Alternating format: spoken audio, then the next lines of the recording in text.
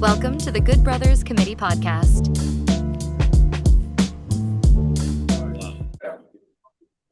Yo, what's up, everybody? It is another episode of Good Brothers Committee podcast, and it's another Friday night, it's latest night. I got my main man, my partner in crime, Mr. P. Powell to the third power, Mr. Preston Powell the third. And guess what? It's Soul Bowl week. What y'all doing for it? Hey, what's going on, Chad? It's always good to be with the Good Brothers. And speaking of Good Brothers, just today I'm smoking one of these Scound cigars. What y'all know? By our guy Chris Abracadabra, Dominican cigar, Dominican long filler. Pretty smooth smoke. I used to smoke them in the mornings when I opened the shop up with a cup of coffee. And as Chad said, it's Soul Bowl weekend. How many honey packs you going through, Chad? I don't know. I didn't find some more. I didn't find some more. What's your favorite say? Honey packs of bad decisions? 100 packs of bad decisions all weekend long. And some Chad juice. That's right. This year you make it, Chad. Have you made it yet? I'm finna make it out of this podcast.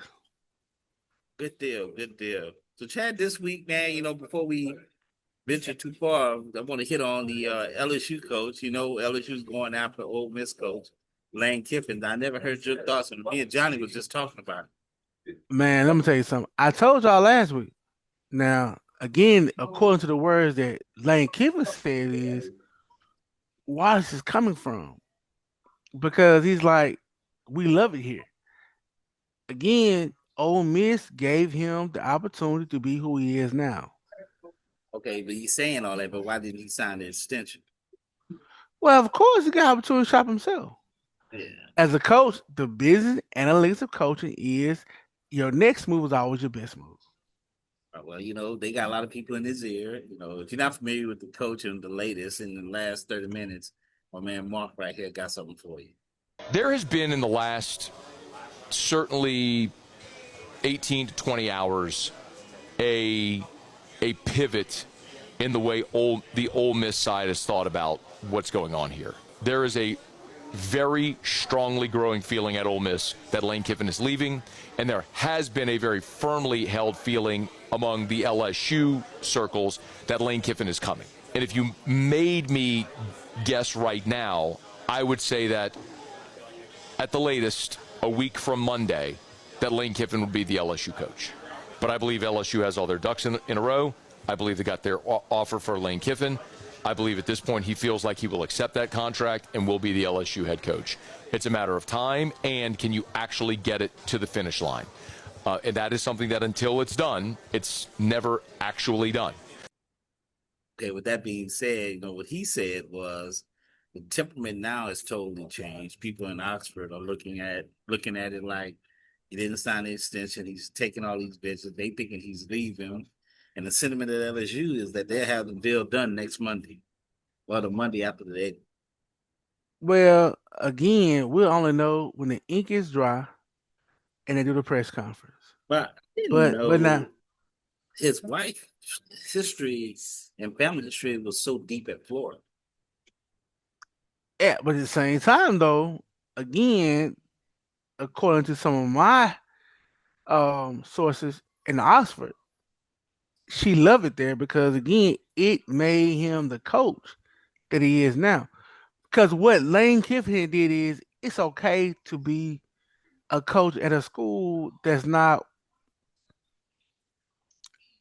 one of those do or die schools I call, like an LSU or Florida or Michigan, or Oregon. It's okay to coach at Indiana. And look what Coach of Indiana doing right now. Ain't got his extension to 2030. Ain't finna get paid. And still get recruits. So Saban told him, I ain't got to make a decision whether you want to win games or you want to win championships. He said you can continue winning games at Ole Miss, but there's a ceiling at Ole Miss that don't exist at LSU. And he said it doesn't.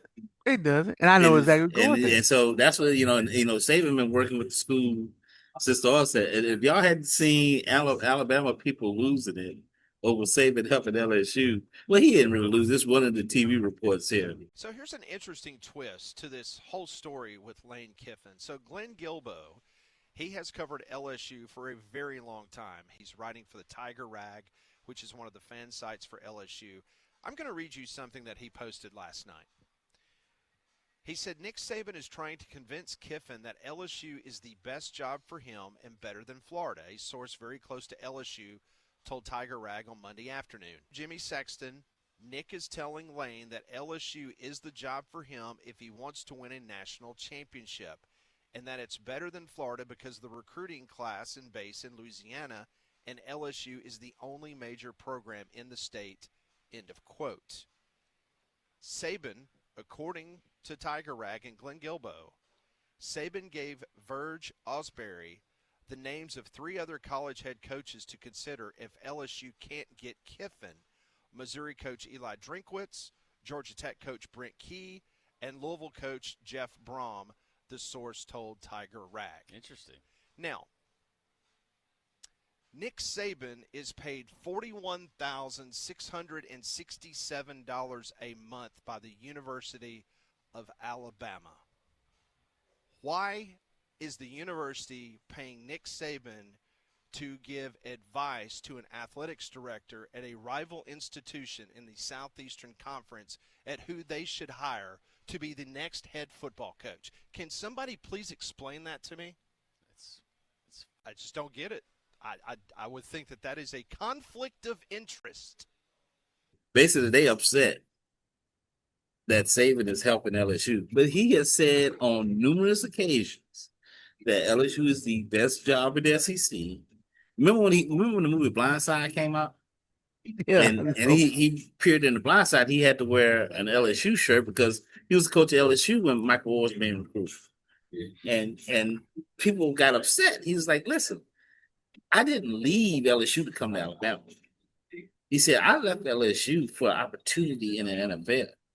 And when that opportunity in the NFL didn't go like I wanted it to go, well, I couldn't go back to LSU. That job was filled. Exactly. So, I think people in Alabama got that kind of twisted that he just left LSU because he wanted a different set. No, he said, I didn't leave LSU because I was looking for another college job. He said, that was the best job I ever had.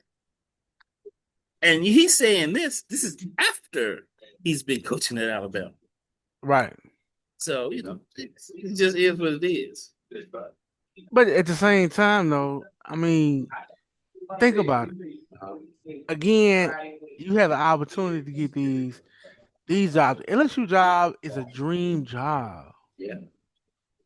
But you got to be willing to deal with what comes with that. Yeah. High expectations. Exactly. You can't win 8 games at LSU. No, it's 10 plus. Yeah, if you win 8 at Ole Miss, they'd be happy. If you win 8 at voila. There you go. But again, it goes back. You want to win games, and then like everybody's saying in the Advocate, it's just Lane ego. Lane wants to beat Kirby. He want to be what Kirby is right now, where Georgia's dominating the league and always that perennial thing. You know what somebody said, Preston? They said that Lane can recruit all the offensive players, but he can't recruit defensive players. And I felt some way about that because the state of Mississippi has some of the best defensive players in the country. I'm just bar none. I've seen the Ole Miss team that beat Georgia. I've seen the Ole Miss team beat Alabama. But not on a consistent basis. That's the problem. I heard Pat Forty make a statement similar to that. And what he said it might not have been Pat Forty, it might have been somebody else, but they said the issue with Lane and Ole Miss is offensive players will follow Lane because they know Lane gonna put up points and he's gonna play an offense, gonna give you numbers. He said the problem is even in this NIL era, those defensive linemen, those offensive linemen, they won national stage. I get it. They gonna go to them big boy schools where linemen succeed. Alabama, Georgia, LSU. He said, yeah, at Ole Miss, you might pick off 1 or 2. But here's my thing, though. I'd rather go play the Ole Miss where I get a chance to showcase myself and be on a 4th rotation in Alabama. Well, and then I thought about that. I'd be on a team where I beat Alabama. They got 5 deep. But here's where the difference is. But what he went on to elaborate and said, go somewhere where you got help, where you ain't the only guy on that line, and that helps you succeed. He said when you plucking off one or two guys, he said it's just not enough sometimes. He said like, hey, look, he said you never know. Lane's done a great job building them this far and got them a playoff team. He said, but all that's based off his quarterback. If you miss a quarterback 1 year, that's it. I get that too. At the same time, I get that, but also, matter of fact, I had a conversation 2 days ago. The difference is that schools like Ole Miss and Alabama has it too, Georgia, LSU most definitely. They're legacy schools. Yeah. They're legacy schools. So you have athletes whose parents played there, went there, and they want to follow footsteps of that. And that's one big thing Lane got going for him. Yeah. LSU across the board has it. Alabama has it. But when it comes down to it, it's all about a level of comfort. So if you had to mark it up right now, what's the percentage he stays? What's the percentage and forget about LSU. We just gonna go stay elite. What percentage does he stay? What percentage does he leave? Well, you skip one, we got the other. Okay, I'll give you 55-45. So you think it's close? 55-45, of course. I thought it was 60-40 that he stays. 55-45. Like early in the week. Right now, I'm like 70-30. He's leaving. So I'm gonna tell you why. His family likes it in Oxford. Again, Oxford made him the person he is now. Yeah, but Lane is a Opportunist. he's a stand on stage guy. He wants to be on that big stage. And here you go. Ole Miss can give you be the Sandman. You come out there 1 or 2 minutes and then you get off that. Yeah. Alabama, LSU, Georgia, you the host. You Steve Harvey. You hosted, everything. So that's the dilemma. Like I said earlier this week, I said, well, Lane gonna stay on. Like I said, his boy's in high school there at Oxford, playing quarterback, and he's probably fine there. His daughter's still going to school there. He ain't going away. See, but I mean the money right again. But I did hear that Joe Clark said Ole Miss has already put out there they're gonna match any offer. They got the money to do it. Why wouldn't they do it? Come on, man. But again, they love Lane Kiffin Oxford though. But here's the thing. Here's the thing, Chad. This is the best season Ole Miss has ever had in our lifetime, pretty much. No, it is not. I'm talking about. Well, think about it. When have they had a better season? They going to the playoffs. Deuce McAllister. They're before the playoffs now. Deuce McAllister was a tailback. Yeah, but I said season. I ain't say players. Because you think about it, I'm talking about season period because I'm talking about they have never been in the playoff. I mean, they've never been to the SEC championship game. Ever. They own the 3 schools in the SEC that have never been to the state has been. You got me on that one. Yeah, they have never been to the SEC championship game. The SEC. Ole Miss went to the Combo one time and the Peach Bowl, I think, too. Yeah, but they weren't BCS bowls back then. Yeah, they've had good seasons. They've had good seasons record-wise, but they've never been in the fray for a national championship. And this generation. Okay, I got you. I need that. I got you. Because right now they're in the playoffs and they got a chance to win a national. Yeah, and I saw. Did you see the last playoff poll? I did. Where they had them at, like 6. Still? I thought they had moved up a little bit. 6. So yeah, so they right there in the middle, of the pack. So, but this is their chance to win one. And you just see what happens. I just, like I said earlier this week, I thought it was like a foregone conclusion that he was going to stay, but I don't think you not sign that extension, and your family actually take those trips if you're 100% committed to staying at Ole Miss. I think that was grand. I think that's grandstanding. But yeah, you grandstand. I think it's grandstanding. Grandstanding would be just. It's grandstanding. I think grandstanding would be continue the conversation, but your family actually taking the actual trips and receiving the offer. Think about it. I got a free trip, and you gonna show me all the city lights. I'll go too. It's like recruiting. To upset the fan base, as my man Matt was going, just said on the other. It's about what? Come on, Preston. Yeah, You know, think about it. It's about what? his ego. And Exactly. Getting views, clicks, likes. And then that's his ego. But like I said, he has time to think about it. Anything can change his mind in the next. What? Shit, he can change his mind in the next hour. You never know. He's probably going back and forth. As a matter of fact, times. first I'll give you one better. Mm-hmm. And here's one thing that I'm so glad that coaches like the Indiana coach, y'all forgive me, I don't remember his name. He's made it better and popular to be at a school to have longevity without all the hoopla. Coach of Indiana, because he has 62, 20, 20, and 30. NIL has balanced it out for some of these schools to get that opportunity, and they're using these mid majors with the transfer portals as like support teams as they build up talent. That talent get good enough, you go in there, swoop them up, and you can build a team pretty quickly. Okay, to the upper level. I get it right here. Coach of Indiana, when he go to bed at night, he'll drink his hot cocoa, his water on the side of the bed.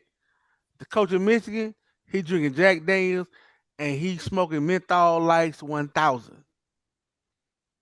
But that's part of it. That's part of it, Chad. You want that challenge. You want to beat the best. Okay. What Rick Flex said? You want to beat the man, you got to beat the man. Exactly. That's what they want to do. But at the same time, my point is that it's okay to be the mid-major school and be successful. Indiana's a prime example of that. Yeah, they are beating the best. Yes, I know. Appalachian State was another one that were beating the best. They beat Michigan too. So again, it's okay to have longevity and tenure at a school that's not a major power.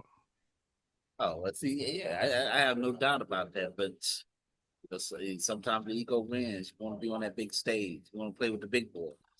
You want to see if you can be safe, and you know that's what you want to do. Because there's ego. Well, and here's the other big difference.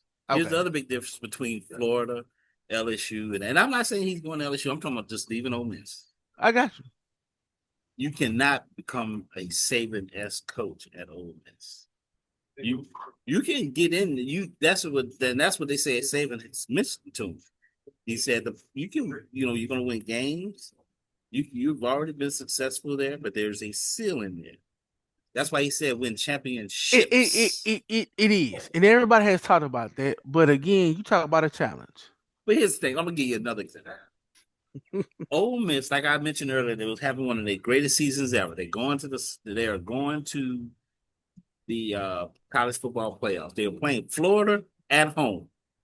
They had the largest crowd in Ole Miss history when they played Florida at home this past week. 66,000, something like that. Yeah, probably 35,000 on the ground. Okay. LSU's having one of their worst seasons in the last 10 years. Even though it had 110,000 at an 11 o'clock game. And that game Ole Miss had was 6:30 prime time. And LSU had more people in the stands at 11 o'clock game. But that's general history though. LSU always played early games. But that's the point. You want to be on that stage where the best of the best players. I get it. You're right. You want to be one of the four horsemen. You want to be out there with them. You want to be sitting in the back, like one of the Javas looking at the four horsemen out there wrestling. Okay. The crowd going crazy. Okay, first. Okay, here's my thing. Now, again, looking at Lane Kiffin's history, right, and looking where he's come from, where he is now. Yeah. Do you move or do you stay according to what has helped you become the man that you are right now? I move. Again, I move because who really built you back up was Saban. Then you come to Alabama as offensive coordinator. The boy gonna be there for another 4 years. Well, the Ron Johnny just came over there. That telling me that Penn State is poking around the board, seeing if he's willing to leave Alabama. And I tell you again, this, if I'm the I board, love it. if I'm the Hey, board, everybody, this is what we do. It's smoke shop right here. This is what we do. yeah. This is what we do. Smoke shop. If I'm the board, if Penn State come knocking, because he has no relationship to the South, I will not take the job. I'm I out of will that not job. take the. I'm I out of will that not job. take the job. I will See, not. Penn State. I mean, you I said will they not. already. Yeah, you see, they look. No, He loses no, the first game of the year. They going no. crazy. I wouldn't. So wait. So if you the board, you would stay. I would. I'm gonna tell you why. Because you planted a tree in Alabama now. Again, because a lot of recruits. Because again, a lot of the high school coaches that I still um fraternize with in the South, whatever like that. Because here's the thing: a lot of them were upset because that wasn't a South coach. Right. Nick Saban wasn't either. He coached at Toledo and Michigan State, Michigan State. Yeah. but he planted roots here in the South. Right. That's true. But the boy has had an opportunity to play himself in the grass, and I don't see that in Penn State. I do not. I know. Well, I don't know, man. I try to. But now, but the dynamic is very interesting though. It's Yeah. very interesting. Yeah, because they can pay him about the same amount of money, and you Even more. and you get out of that pressure box. You know, Alabama fans. Now you mention that. So how you feel? He lost his first game at Florida State. They're ready to burn his house down. Oh my! What did Dex come here saying? We got to fight. What did that lady say? She said, "If I win the lottery, they'll interview the lady about the Powerball." Now they ain't got nothing to do with Alabama football. She said he asked us, "Hey, if you win the lottery, what would be the first thing you buy?" I tell you, I buy out that the board contract.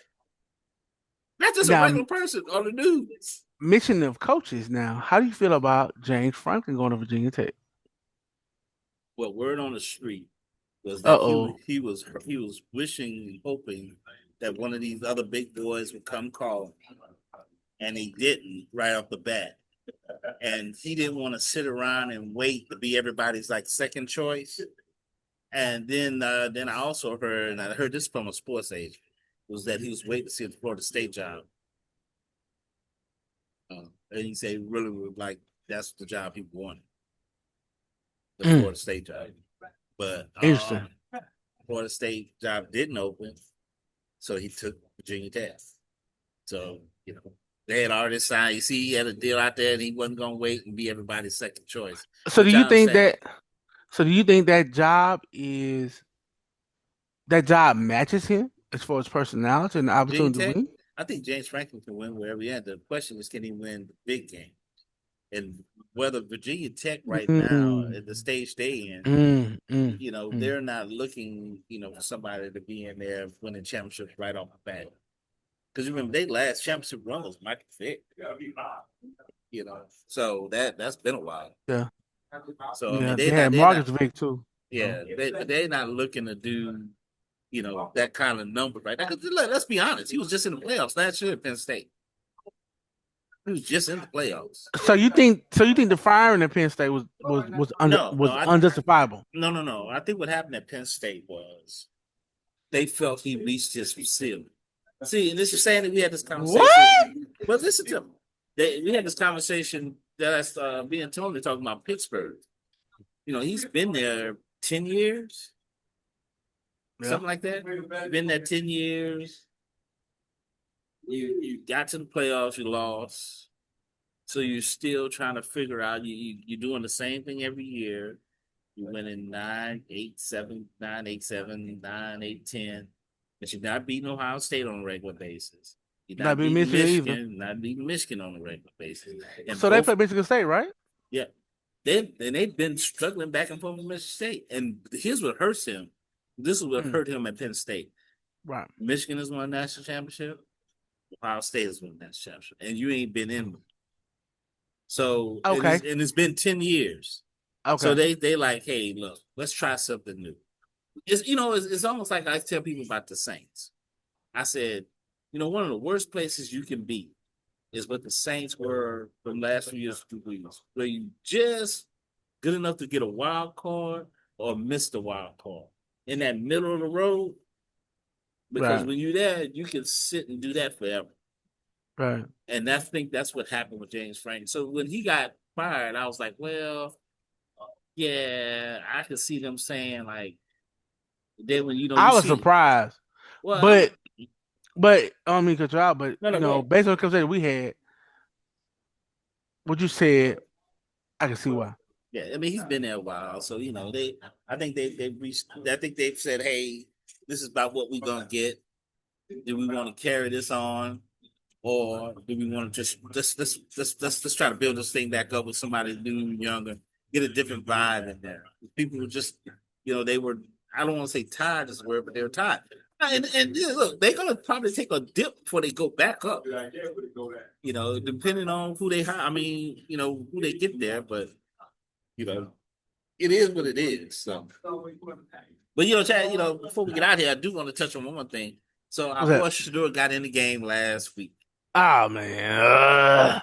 Shedeur struggled in his NFL debut, but how much of that was due to him not having reps with the first-team offense yet? He put up a passer rating of just 13.5 after checking in for the injured Dillon Gabriel, and after the game, Coach Kevin Stefanski confirmed those were his first reps ever with their first-team offense. That's a tough task to do against a live NFL defense, and now today, former NFL backup quarterbacks are coming to his defense. Luke McCown tweeted about how it's very common for starters to get all the reps in practice, with a lot of mid to late round picks not seeing meaningful reps after training camp. He explained that backup quarterbacks often are thrown into nearly impossible situations, and then Brian Hoyer and Chase Daniel doubled down that, backup quarterback is a difficult job. However, with Dillon Gabriel in concussion protocol, Shedeur should be getting those first team reps this week in practice and could even start against the Raiders this weekend if Gabriel isn't healthy. Now, Coach Stefanski did say if Gabriel's healthy, he's still the starter, so we'll have to monitor that throughout the week. But if Shedeur does get a full week of practice with the ones and starts this weekend, what should our fair expectations be of Shedeur Sanders? So what is your take on what happened? He played bad, but I don't know. I saw one coach broke it down to me, and I'm not trying to play any side of this. No, but here's the thing. I blame the fans for this. I blame the coach. I blame him. Well, because here's the thing. Because here's the thing I got. Mm-hmm. Irregardless of who is and who is not, to build, you gotta have reps. Yeah. And we were talking about 7 months ago, and I told you this. You like, Chad, do you think I said if anybody get injured, should have gone in the ball game? And then here's the one thing I noticed too. The blitzes, the blitz package they run. Oh man, I'm talking about they brought the hot dog man came to try to hit you there. Yeah. Well, because it's obvious. They knew he hadn't played. So they knew he hadn't took no snaps. And then the peanut man came and hit Shadur. Yeah, even Saban admitted in the post-game press conference, he said, well, that's his first time ever taking a snap with that team. Then the lineman said that was the first time they ever heard his cadence. And the rhythm is different. Like what I was talking about, it's very different. And it makes a big difference on top of all that. So, again, I look forward to him playing Sunday. I'm going to tune in. Yeah. It's Thanksgiving break for me. I got homework, though. But I will be at Church and Smoke Shop. Yeah, so I'm looking forward to seeing him play. Look, but I did hear one coach say this, and I agree with this. He said Shadur completed 4 passes. He said, but if you look at those 4 passes he completed, they look better than any pass Dillon Gabriel has done in the 5 games that he played. Preston, and I've watched Dillon Gabriel play, and I'm a lineman. I'm an offensive lineman, defensive lineman, but I'm offense by trade. It's not even close.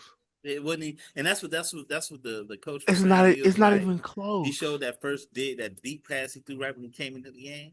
He said that pass alone was better than any pass. The one he threw in the end zone, that should have been a pass interference call. Yeah, that should have. When he did this and he had his helmet, that was pass interference. He never turned his head. Right. But obviously the ref saw different. So it is what it is. But there's a level of you look at him throw the ball, it's better. It looks Oh better. yeah, it is. It is. So there's no doubt about that. So if he can get rid of that fading and turning his back, you Yeah. know, he still Right. does that, and I guess that's a natural reflex because you haven't really played with a good offensive line and since Jackson State days, I guess. I mean, that's the last time I remember him having a good line. Yeah, I Where he mean stayed in them and just throwing dice. they protected him at Jackson State now. Yeah, They loved him at Jackson State. So all the Tigers got the hump. Yeah. So Super Bowl weekend, chat one, you win this, y'all. Jackson State goes to the SWAC championship game, and it'll be held here in Jackson. Right here in Jackson, Mississippi. Who would they be playing? Prairie. Prairie. Okay. Yeah.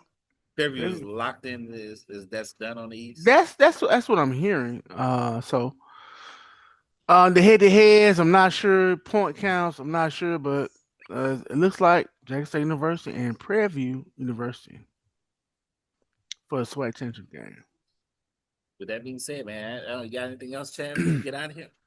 Hey, it's Soul Bowl week. It's going to be a big Jackson State winning weekend. We don't have anything else to do. Man, see at Church of the Smoke Shop. And also, if you find it in your heart, please give to one of your favorite charities for the Thanksgiving weekend.